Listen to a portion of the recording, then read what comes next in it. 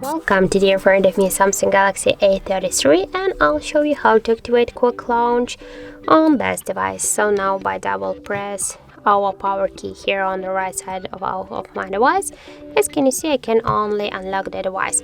And now we'll change this.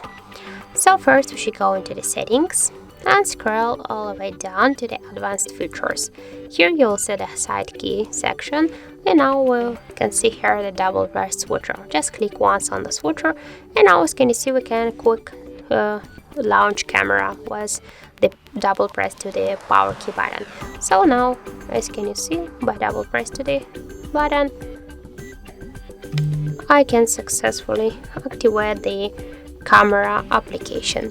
So that's it. Thank you for watching, and if you find this video helpful, don't forget to leave a like, comment and to subscribe our channel.